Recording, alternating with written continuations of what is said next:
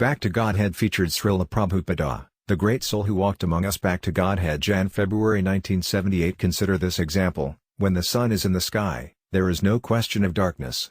Similarly, when the Hare Krishna mantra is vibrating on your tongue and you are hearing attentively, then your consciousness becomes Krishna consciousness, or clear consciousness, and there is no question of Maya, or hazy consciousness. Just as when light and darkness come together, the darkness cannot stand before the light, Maya cannot remain in the presence of Krishna. In Bhagavad Gita, Krishna says to offer him at least a leaf or a flower. It is not that Krishna needs a flower or leaf. He is full. He does not need you. But he wants you to come to him in love. Therefore Krishna says, just stop all your nonsense and surrender to me. People are thinking that if they get a car and an apartment, everything will be alright. But the problems are still there. Still they must undergo death, old age, and disease, so how is everything taken care of? They are thinking in terms of this spot life. They do not know that they are eternal. There are so many kinds of bodies, and they don't know which kind they will have to take in their next life. But if they take to Krishna consciousness, all problems are solved. Once, Srila Prabhupada commented on some big buildings being torn down. They are torn down and rebuilt, so many strong buildings. There is no pleasure in it either way. Either in building them or tearing them down, nobody is happy. It is like with a small child, he is happy to get a toy and then is happy to break it, but there is no real happiness. Or just like a boy and girl, they come together in union, and then they separate, divorce. There is no real happiness either in the union or in the separation. Real happiness is in union with Krishna and separation from Maya, illusion. Nobody knows what love is. As soon as you say love, there must be a person. We have no experience of impersonal love. Everybody talks big words about universal love and brotherhood, simply word jugglery, but no one has personal realization. Love means giving. I give something, and you give something in return. It is not that you can give Krishna just a flower and leaf and keep $100 for yourself. If you do that, he won't love you in exchange. He is very clever. But if you give everything to Krishna, then he will give you intelligence by which to come back to him. People think it wonderful that Krishna had 16,000 wives. For an ordinary man to have 16 wives is very difficult. But God is omnipotent. Why 16,000 wives? He could have had 16 million or 16 billion wives. But fools say that it is all imagination, that he could have had 16,000 wives. As Krishna says in Bhagavad Gita, fools and rascals deride my human form. He is inconceivable. They have no idea of the spiritual. They try to think of Krishna materially, but he is inconceivable. So they say that he doesn't exist, that he is impersonal. They say that the sky is greater than Krishna because it is not limited by form. But they do not know that millions of skies are within the mouth of Krishna. They think it is all imagination, but he is simply inconceivable. You have to accept this. Krishna says, all the universes are held up by 1/4 of my energy. Fools and rascals do not know what even one universe is, and yet Krishna is upholding countless universes with 1/4 of his energy. Just imagine what 3/4 of his energy is. Even though Lord Shiva and Lord Brahma have meditated on Krishna for thousands of years, still they do not know him. Even if men go to the moon, they won't have attained perfection. Anywhere you go in the material world, you have to come back to birth and death. On any planet, you'll find the 4 principles of material suffering: birth, death, disease, and old age. The period of my life may be very long, but after leaving this body I may be pushed into the womb of a mother on the moon planet and come out there. Wherever there is birth, there is death, and in between there is disease and old age. But I am a spirit soul, I have nothing to do with these miseries. The present life is meant for preparation, and you can prepare to go to any planet you desire. But if you go to the Krishna planet, you haven't got to come back. So why not prepare to go to the Krishna planet? The spirit soul is eternal, the oldest, but he is always fresh. For instance, although I am the oldest man here and you are all young, I have the same propensities as you. The body hampers my real happiness. Therefore, our problem is how to get out of taking one body after another. Krishna gives the solution. If you go to my planet, Krishna says, you will not come back again. You will get eternal life, full of knowledge, and you will enjoy with me. Here is real information about the highest perfection of the living entity. It is not a bluff, nor is it artificial. The name Krishna and Krishna himself are identical. On the spiritual platform, everything is identical. In this material world you may talk on the telephone with someone 1,000 miles away. You are hearing his voice, but you cannot derive the full benefit of being with the person himself. But with spiritual sound there is no such difference. You immediately make contact. In spiritual life there is no use thinking of something void, simply struggling for it and wasting your time. Krishna consciousness is tangible. Why not contact Krishna? He is so nice and beautiful. He is accepted as the Supreme Personality of Godhead by saintly persons, great scholars, and they have achieved success. The more you make advancement in Krishna consciousness, the more you will see Krishna everywhere, on the bank of the river, on the streets, trees and lamp posts, and everywhere else. The more you see like that, the more you know you are making tangible advancement in Krishna consciousness. Actually, there is nothing but Krishna all around us. This is explained in the Gita. He is the taste of water, the light of the moon, the fragrance of the flower, the light of the sun, the sound in the sky, the power of the strong, and so on. So one who is actually making progress in Krishna consciousness can see Krishna everywhere. At every stage of life, who can avoid the sunlight, the moonlight, the fragrance of the flower, the taste of water?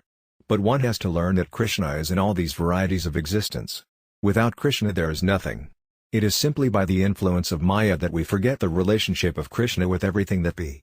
There are two things you may want to ask about a flower: how this flower is being produced by the energy of Krishna, and how you can create a flower the way he does.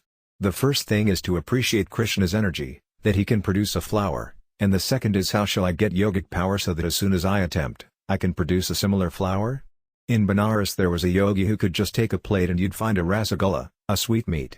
Because of this power, many scholars said, "Oh, he is a great yogi, he can manufacture a rasagulla." People are captivated by magic, so foolish. What is its worth? One rasagulla, 4 cents. And another, again 4 cents. Don't be allured by a magician. He can play so many tricks, but that is not perfection. Just try to revive your eternal relationship with Krishna. What magic can anyone show before God? Cleanse the mind and intelligence, and the body is automatically cleansed.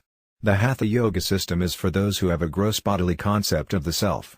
Krishna says to Arjuna, "You are grieving for those for whom you shouldn't grieve, the living and the dead." This is the first slap by Krishna in the second chapter of Bhagavad Gita. When Arjuna surrendered, Krishna at once gave him a verbal slap. "You are nonsense. A spiritual master can do that." They were talking as friends, but then Arjuna surrendered. "You just teach me." This is only in the second chapter, yet this principle is at once established. See how much of the book is left. Krishna says that the wise man doesn't care for the material body. But Hatha Yoga mainly concentrates on the body. By bodily exercise one wants to have Krishna's love. If this were possible, all wrestlers and sportsmen would have achieved Krishna's love. The preliminary stage is to make the body suitable for elevating one's consciousness. We in Krishna consciousness keep the body clean, just as we keep a coat clean, but we don't think we are the coat. The mind is the controller of the senses. Therefore, Lord Chaitanya's program of chanting begins with the cleansing of the mind, and this takes care of the cleansing of the body. Otherwise, where is the time? Separately, it takes a long time to make the body fit and perfect to receive knowledge. That is why it is said that only a high-class intellectual can accept Krishna consciousness. After many births, one surrenders, but why not surrender at once and become a wise man? If someone is offering me $1 million, why should I say, "No, thank you, I'll earn it myself, $10 at a time"? Krishna is very kind, but he is especially kind to his sincere devotees. Krishna is always with us, within our hearts, and he is always ready to give us directions.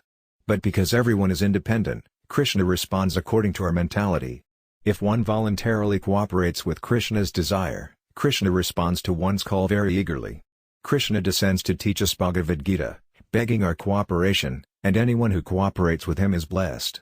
If you really want Krishna, you will realize him quickly, but most people want Maya on the plea of wanting Krishna. Somebody goes to Krishna and asks, "Please supply me this Maya." People go to church and pray, "Please give us our daily bread." They aren't asking for God, they're asking for bread, for Maya. But even if I want Maya, it is better that I ask Krishna for it. One day my relationship with Krishna will be so nice that I will forget Maya and want Krishna.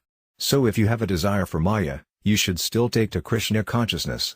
Just like Dhruva Maharaja, he wanted to worship Krishna with a desire to achieve the kingdom of his father. Of course, when he finally saw Krishna he said, "I don't want anything but you. But Krishna is so kind, you came to me for this purpose, come on, take it." Dhruva said, "No," but Krishna told him, "No, take it. You will enjoy it, but then you'll leave it behind, and I assure you that you'll come to me."